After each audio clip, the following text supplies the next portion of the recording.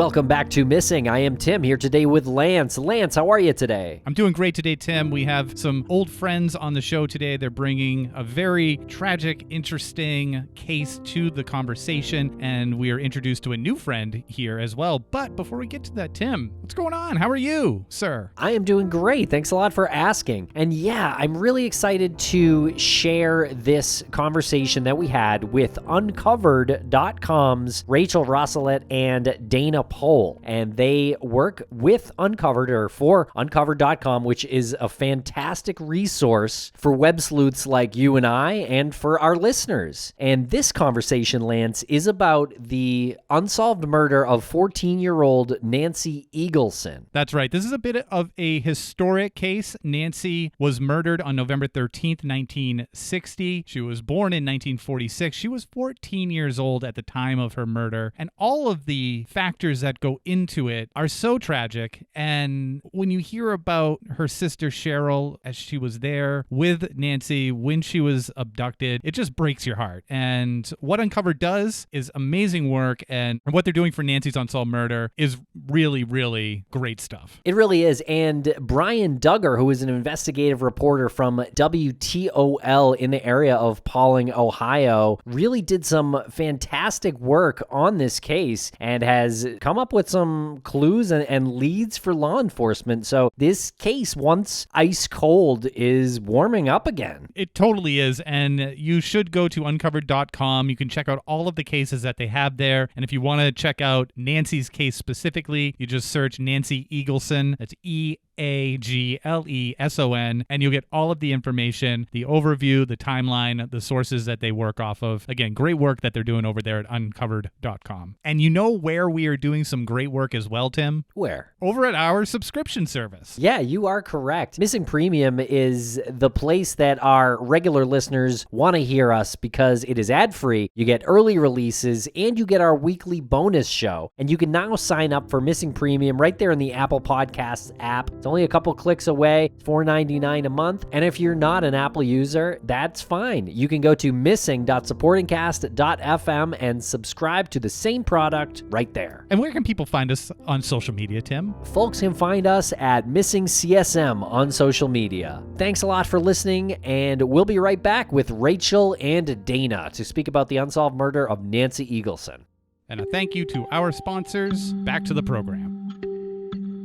Rachael and Dana, welcome to the podcast. How are you today? Woo, great. I'm glad to be back. How are you? Doing very well. Rachael, we've had you on before. You are one of the fine founders and producers with Uncovered. Dana, you're new to us, so welcome for the first time. Nice to meet you. Nice to meet you, too. It's great to be here. So, Uncovered, what is going on? It's been too long since we've talked about Uncovered. Do you want to give the listeners a brief rundown of the latest happenings over there? Yes. I was just telling Jim this morning, you all, I think, gave us our first podcast interview. So we're coming back. We're so excited because I think the first time we talked with both of you, maybe we were at optimistically, we might have had 50 cases on our website. Now we have almost 50,000. Wow. So that's probably the biggest update. We are just growing by leaps and bounds, hence this new face of Dana. But so much has happened. We have a newsletter that we've revamped and we send out twice a week. That is really cool if you're into trivia and stuff like that. That's fun. That's current. We've still got our community, of course. And then we have the database. We're always constantly updating it and sort of revamping it. Now it allows visitors to actually contribute information that they know about a case. So say you're doing your morning coffee and you see a headline about a case and it's on Uncovered. You can come to Uncovered, visit that case page, click that contribute to a case button, say, hey, I found this article that goes with this case. And that information gets uploaded then into the database and onto the website. Wow, that's very cool. And is there someone to like moderate the information that's being added to the site? Yeah, me.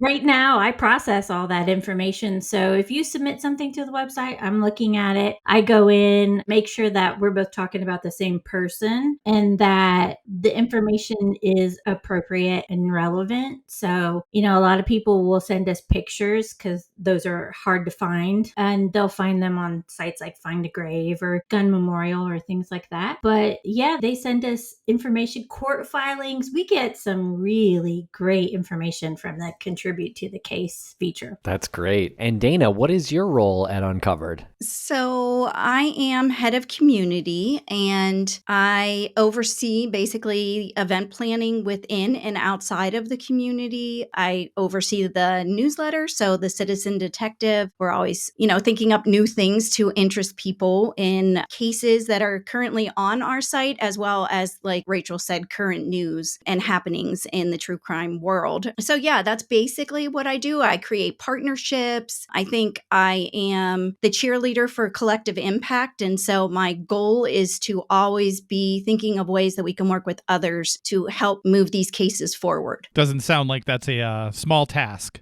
No, it definitely keeps me busy, but I love every minute of it. Great. And you said that you work with others to do some event planning for Uncovered. What types of events does Uncovered do? We dabble in a lot of different types of events. We have had recently Detective John Dawes, who is a 30-year veteran of the Cobb County Police Department just outside of Atlanta, Georgia. And he did a cold case event where he told us how he investigates cold cases and talked a lot in depth and gave us, really behind the scenes information about the work that he has done in solving cold cases. That was really an interesting event, super fun. He has an awesome personality, so that was well attended and really enjoyed by our community. We did the Nancy Eagleson event where we showed what we mean by collective impact, and we invited Nick from True Crime Garage, Brian Duggar from the news station in the area. He's the reporter who's done a series of reports on Nancy's case. We had her family there, and Rachael facilitated that event. That was, again, an amazing event to pull together people in our community, people outside of our community, to hear the story about what can happen if you get all of these entities together, working on a single case to kind of say, hey, this is cold and let's see if we can warm it up a bit. And that's what we're doing. We're warming it up. That's great. And how did you scale up the amount of cases that are in the database so quickly? I do it with the wonderful help of people on staff, of course, but then also the community. We have people in our community that are super awesome researchers. We have people just scouring websites looking for places where there are a bunch of cases listed, right? So murder cases are always the hardest ones to find. And so we're always looking to find websites that have that information on them. And then we just enter them into the database. It's all done by hand. We're always just busy entering in information. The site is fantastic. It's easy to navigate. I'm sure that is one of the goals as well. Yes. Well done. Thank you. Let's get into the unsolved murder of Nancy Eagleson. Tell us a little bit about this case. Who was Nancy? So I will start because I have a special connection to this case. I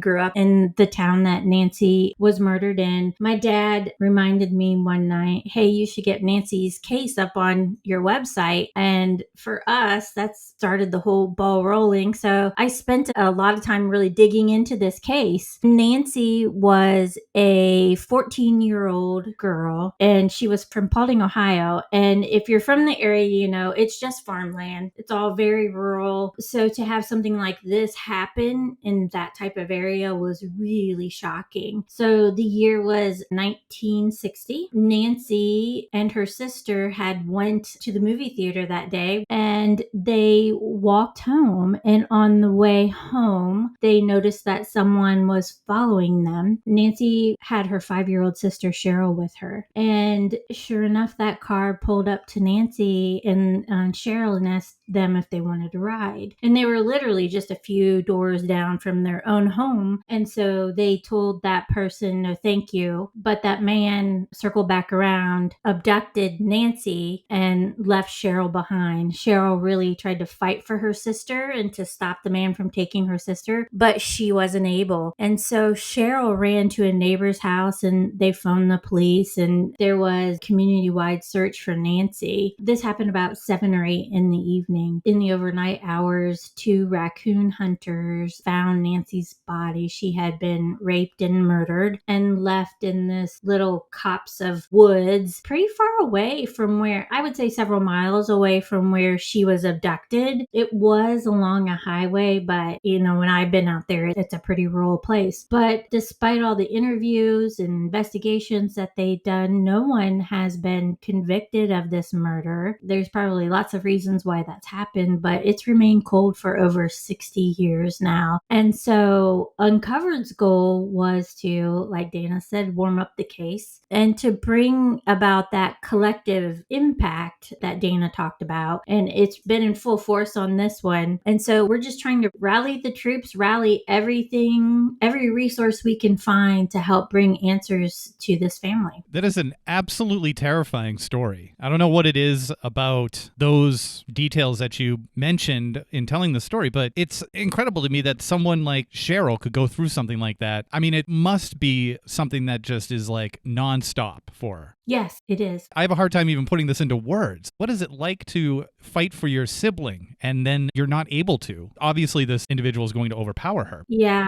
And I will tell you what, she's a 5-year-old girl. And, we know more now, of course, but she was really put through the ringer as a 5-year-old. She went under hypnosis many times trying to get descriptions of the person. They pressed this little 5-year-old girl for so much information. The way they went about it, one was poor to put that much stress on a 5-year-old, but I see that stress carry through all the way today. The amount of survivor's guilt that she has, that she couldn't save her older sister, is tremendous. And it's one of those things that just reaches into your heart and grabs it. And one of the reasons I want to help solve this case. Is it surprising to you that the killer went after Nancy, a 14-year-old, and not her 5-year-old sister, who would have likely been a little bit easier to abduct in some way? We've been working with a great investigative reporter. His name is Brian Duggar from WTOL. He's helped us uncover some of this story. And now, and I'm going to be sparse on the details because this is still developing, but now I think we've come to understand why Nancy was targeted, because she was who she was. There might have been a prior relationship there with the person who abducted and killed her. So there has been some surprising developments in the case that help us understand that a little bit more. But at the surface, right, that doesn't make sense. You've got a 14-year-old. She would have fought more. Though Sheryl has indicated that Nancy's body was somewhat peculiar, suggesting maybe the perpetrator chloroformed her or something like that. But yeah, you would think the 5-year-old would be an easier target, right? You would think so, but I mean, if the intent is to abduct a female to sexually assault that female, maybe 5 was too young. But I do think that Nancy was targeted because the perpetrator knew who she was and there was a relationship there prior to this happening.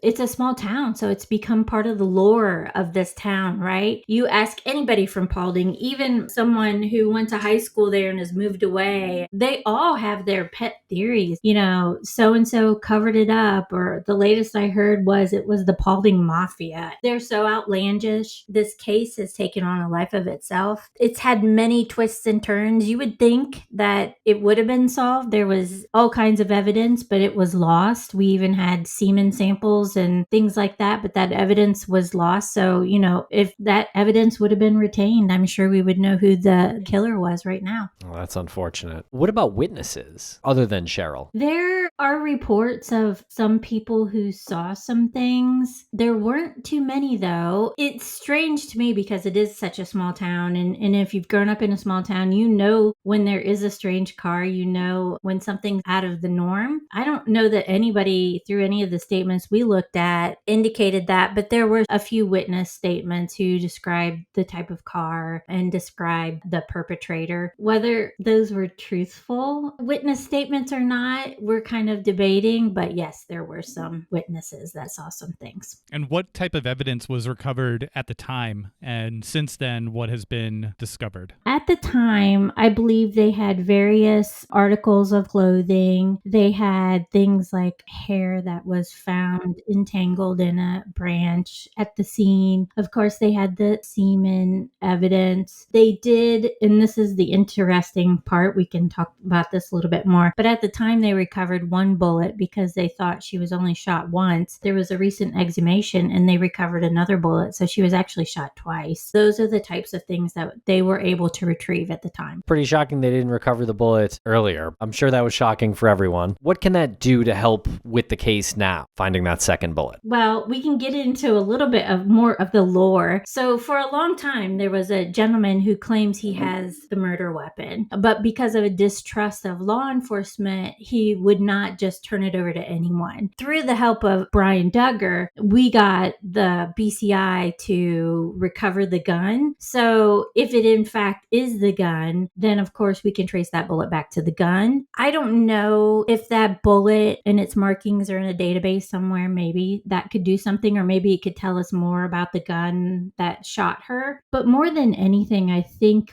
what has been the most beneficial to this case is just all of the publicity, all of the chatter that we've started to stir up with this case. So it started out with us just visualizing it. And then I actually know the sheriff of Paulding County. We went to high school together. He came over to my family's home a lot. And I reached out to him and said, hey, would you be willing to talk to us about this case? He's an awesome sheriff, has been transparent with us through this whole process. And he let us come in and look at Nancy's case file, the whole thing. And we digitized the whole thing for it and sent it back to him. So they now have an electronic copy of the case file, which hopefully will never be lost. But then we talked to some people at CrimeCon last year. The Porchlight Project, James Renner got involved, and that group, which also includes Nick Edwards from True Crime Garage. And they started talking to us about how they could support the family through the Porchlight Project. And they were able to fully fund the exhumation of Nancy's body. They paid for her to be reburied, which is where they found that bullet. The other great thing then is that podcasters like you all in True Crime Garage have also started to pick up the story. And then Brian Duggar has been knocking on doors and putting together some great series. And all of this has collectively started to generate tips and leads for us to follow about this case. It's amazing that after 60 years, people have information to contribute. It's also amazing how many people have supposedly confessed to this crime. That always just kind of shocking. I think it's up to like 5 or 6 now, isn't it, Dana? Yeah,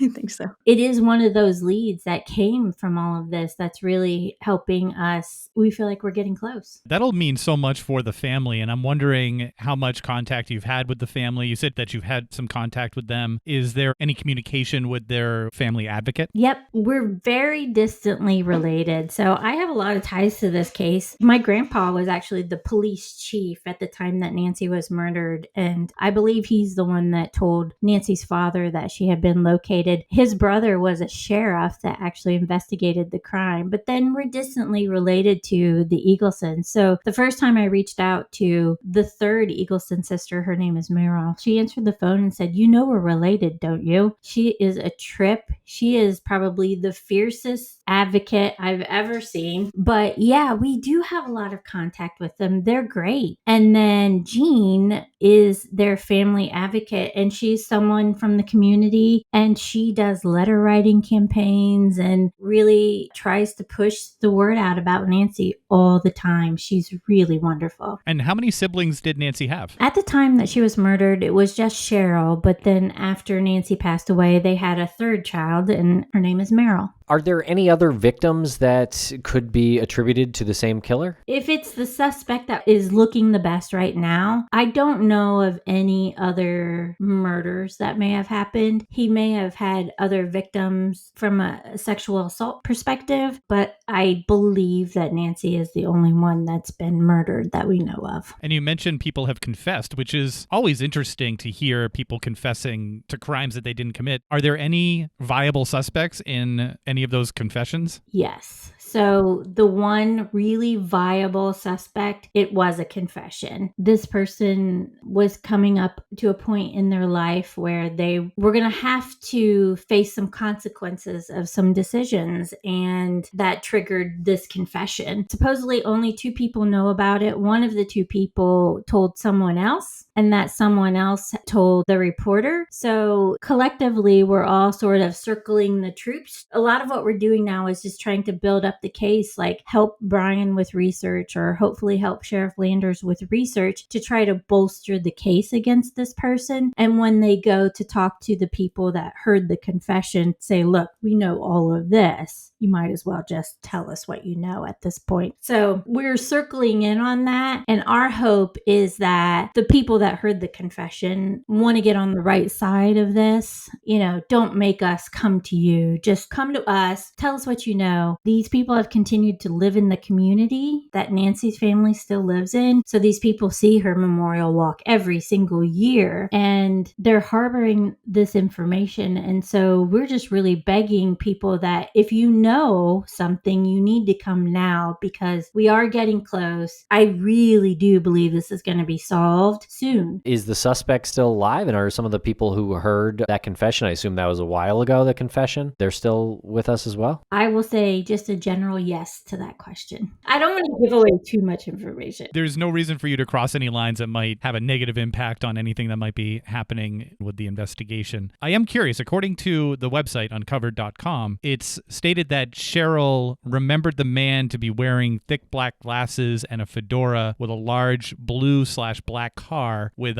fins running down the sides. And I'm wondering if the suspect that you're speaking of matches that description. He does. Pretty well, actually. Would you agree, Dana? So they drew a sketch that Nick showed during our event, and the man does not have the fedora. He has a particular hairstyle. So I'm not sure where that came from, but I would say that in our research, yes, that does match the potential suspect. And I do know that Sheryl was going to sit down with, I believe, the BCI and the sheriff and do a new sketch. I don't know how I feel about that, because she was 5 at the time. 60 years later, from how we know memory works, it overwrites itself and takes in new information and augments your memory. I don't know how I feel about that, but it will be interesting to see this new sketch to see what Sheryl does come up with. And we'll be right back after a quick word from our sponsors. Thanks to our sponsors, and now we're back to the program. And is there a DNA angle to the case right now? Maybe when they exhumed Nancy that they're working on at this point? Not that I'm aware of. There could be something. As far as I'm aware, when they went in and did the exhumation, there wasn't any further DNA to be collected. They did find some fibers that they were going to test along with that bullet. So perhaps I'm not hopeful in that way, but there could be things that I don't know. It is really interesting when you have the opportunity to look at the case file. It was a small town. A lot of people thought they saw a lot of things. The sheriff's department did go door to door and ask people, where were you at this time? Do you remember seeing anything? And so there is a repetition of the type of car. It was big, it was dark, and just the way it works in a small town where they were running down all of the license plates of any big dark car, talking with everyone who owned that car. It's just really interesting to see how they followed up on this case, the work that they did. There were multiple suspects in the beginning that they then cleared. They literally did lie detector tests on like 30 people during this investigation. This was how they were eliminating people. It was just very interesting to think, this is 1960. How did it work back then? Very different than it works now, but they were digging in deep to try to find out who this person was and who actually may have perpetrated this crime at the time. And that's what we were able to see because we have been allowed to take a peek in to digitize the case file to see that information. And using that, then we were able to say, well, what is left to uncover, as we say, in this case? And really it led us to saying, you know what, an exhumation is really the last thing left. And so this was kind of the family's last ditch effort. They were super excited to be able to have this done. I mean, as traumatic as that can be as well, they were happy to try to get answers. And this family is amazing. Like Rachael talked about Meryl. I met them right before the event and during the event. They are funny. They are sad. They are the perfect example of what it is to be having carried the burden of not knowing for 60 years. It is heartening to know that there are people out there like Uncovered, like you all, like all of us who are working really hard to help families are doing this. And they're so grateful for that. It really moved me to get to listen to them talk about Nancy, to talk about the work that's being done and how as they're aging, they're so happy that there's movement and it's not just sitting there gathering dust. That must be meaningful to know people are working on it. Tell me about this shoe, this small size lady's shoe that was found in 2013. They were renovating the jail and they were moving, and this shoe was found behind one of the walls. And, you know, the family was just devastated to find out that all the evidence that would have solved the case, disappeared. And so you can imagine that the discovery of this shoe and that it could be Nancy's electrified the town. I didn't even live there then, and I heard about it. If I recall correctly, I don't think they were ever able to link it to Nancy for sure. For me, it really just demonstrated how desperate the family is for answers and recovery of this evidence if it can be found. Yeah, apparently no DNA found on the shoe. Yeah, what a weird story, though. Found in the wall of a prison? Yeah, it was just a weird finding. I would have been surprised if it would have turned into anything, but yeah, it was crazy. This case has so many creepy stories, from how the girls were abducted to how Nancy was found. 2 raccoon hunters at like 2:00 in the morning, I think it was, found Nancy's bodies. I didn't even know people went hunting for raccoons, but there's an iconic photo of them out there, of the 2 raccoon hunters who found Nancy. Jack Osborne's show came to film at that jail where they found the shoe because of its ghost, I guess. There's just a lot of craziness around this case. Jack Osborne, like Ozzy Osbourne's son? Yeah, he has a show. Portals to Hell? Yes. I will say the town wasn't a fan. I did watch it and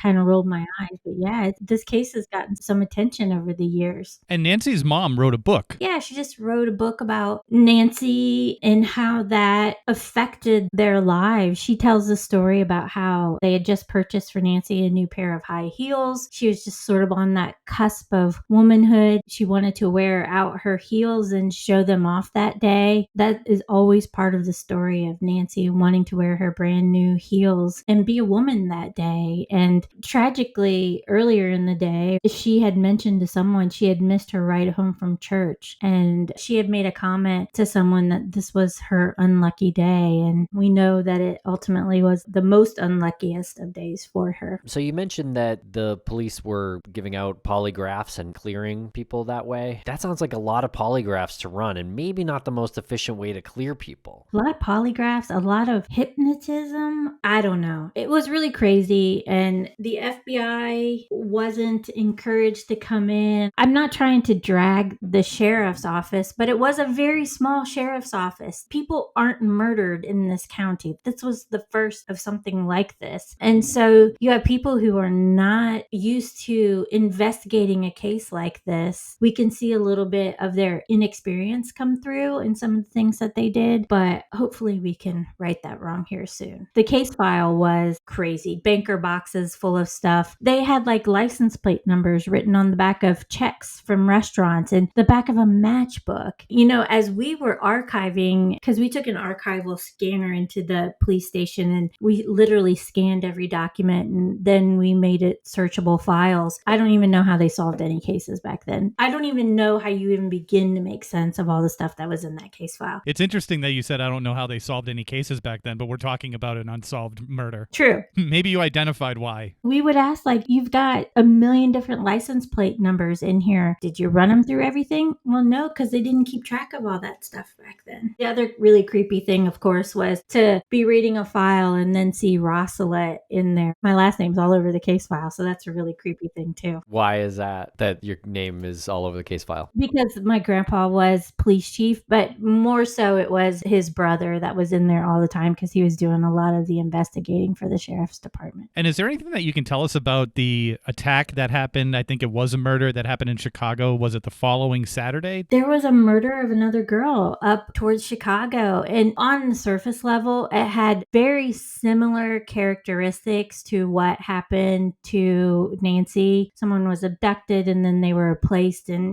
sort of a woodsy area far away from the abduction. That lead didn't turn into anything, but one of the other amazing things about this case was just the news coverage that came from this. It's a really small town. You wouldn't think that it would be seen too much out of the area, but there were newspapers all over the place. So they were pulling in these stories. There was another character that came through the area who committed several offenses that was a much more likely suspect. He certainly is still a suspect. They looked at him pretty hard. He's probably my next favorite suspect behind the current one. Sadly, there's always people out there that are serial offenders. What about this Robert Lee Stovall guy? I'm assuming he's not your top suspect, but he was covered in blood at one point? The Stovall guy, I think, is just one of those interesting side tidbits that came up, but we haven't found anything to tie him to the crime. So nothing ever really came to that. But I mean, there are all kinds of crazy things like that happened that threw them off the trail or distracted them from who the killer might be or provided them an easier route to cover up who the killer was. There is a lot of theory or a lot of hypothesizing in town that the sheriff covered up the real perpetrator of the crime. Is that like legitimate, or is that what happens over the course of 40 plus years? I think that a lot of it happens over the course of 40 plus years. I think that when you're a family searching for answers and law enforcement loses your evidence, they're not telling you information, which, that's normal. That's part of investigative work. But after 60 years and all this stuff is happening and still no answers, I would have started theorizing that too. But it is a lot of other people. It's not just the Eagleson family that thinks that. A lot of other people in town think that. As we get deeper and deeper into this case, I think that one of the suspects, that is a possibility that there was some cover up involved. Don't know yet. It's interesting. I think some of the theories have the right theory to it, but the wrong people is what we're finding out. Like, people generally have the right idea, but the wrong people enlisted in the cover up. So that's also been a really interesting finding of the case. We'll be right back after a quick word from our sponsor. And a thank you to our sponsors. Back to the program. When we advertised our event, we had a comment come through on social media, and it goes back to over, the 60-year time frame and what older cases develop all of these sorts of rumors and people thinking they know or some may know. This comment was very direct, and it was like, yeah, that was some guy, some white guy. He's dead now. That was the comment. And I'm like, excuse me, like, would you mind sharing the name? I'm like, if you know, you know. And it goes back to that somebody knows something. And I think that the entire community, Paulding community, there are people who know, and they're just afraid to say, and they're still afraid after all these years. Some of these cases, like, you just don't understand what the grip could be. How is someone putting the fear of God in you today, 60 years later, to not tell the truth? And I think that the Eagleson family said that during our event. They talked about it, saying, like, somebody knows, just come forward, just say it. And that's really what we're saying now is, if you know, get on the right side of it now. It's this many years later, just allow the family to have answers, let the truth out.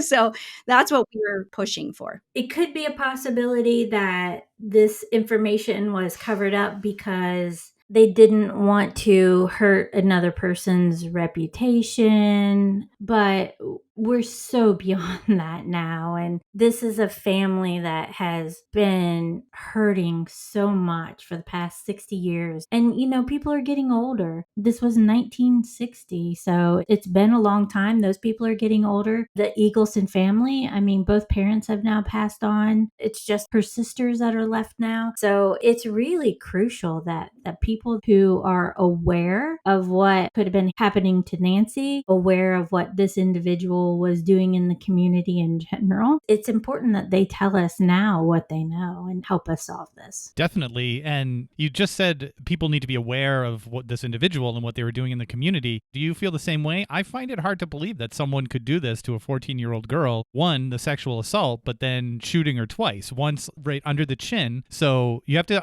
imagine the physical position that person had to have been in to shoot her right in that area. So it was clearly in a dominating position. I just find it so hard to imagine that this person didn't do something to some other child. There's probably a whole list of kids that he abused in some way. Yes, we do in fact know that this person that we're looking at did abuse at least one other kid. And we do feel like it's more than one other kid. So yeah, I mean, this person left a trail of victims behind them. There has to be some accounting for that. Being afraid of saying something because you don't want to rock the boat or cause reputational harm to this family. I know it's horrific. I know it will be shocking, but the Eagleson family is on the other side of that. For that reputation that they're saving, they're just crushing the spirit of another family, and this continues to hang over their head, and that is not okay. So what's it going to take to solve this case? We need people to talk. There are at least 2 individuals that we believe have the information that we need. So far, people have not been forthcoming. I know Brian's had a door slammed in his face, but I'm appealing to those people's better angels to just talk at this point. Even if you talk and say that never happened, I mean, just come talk to the sheriff, talk to the investigative reporter, talk to whomever. I really think now is the time. Uncovered's not giving up.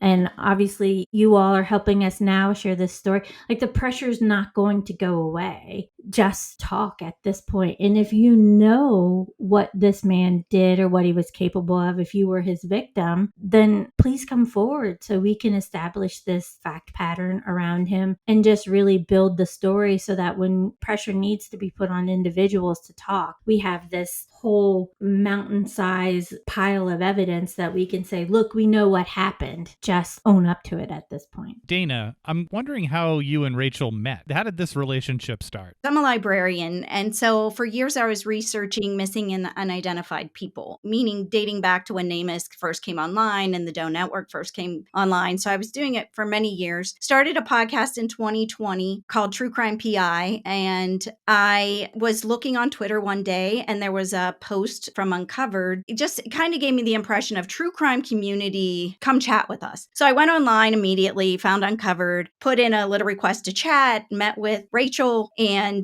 had a conversation with her about, what is the community, what's going on, and of course wanted to be involved immediately. So I became a founding member of the community and then had the opportunity to start to work part-time, and then full-time happened last fall. So I've been working full-time with Uncovered since last fall and working very closely with Rachael, and it's been fabulous. I'm so grateful that Uncovered is what I call the one-stop shop for, anyone who's interested in true crime or advocating for families, for connecting with other advocates and other citizen detectives. So it's like the perfect place for me to work and spend my time. Dana's selling herself short. She is a librarian, and she's like that one person when you're like, I can't find anything else. I've looked everywhere. There's just nothing to be found. And Dana will go, well, I found these 5 things. And you're like, oh gosh. So she's the person that can find those things that no one else can find. She looks in places where, I don't know, I'll let her keep her secrets, but she can really dig up some good stuff. Thank you, Rachel. I appreciate that. But I love research, so that's what drives me. Pretty soon, Uncovered's going to be adding does to the website. So that will be our next big announcement. And I know Dana is particularly excited about about that? I am very excited. We're working with Todd Matthews. He's the first citizen detective and the creator, of course, of the Doe Network. And, I appreciate his work so much and his dedication to the unidentified. So, yeah, super excited about that. We're going to do some really cool events and create resources and do all kinds of things to support people if they want to do that type of research. So, yes, super excited. That's amazing. Todd Matthews is a wonderful human being. When you're doing your events, if you need some help there on panels, let us know. We're happy to help in any way we can because the entire Uncovered team, that you all just do so much great work over there. And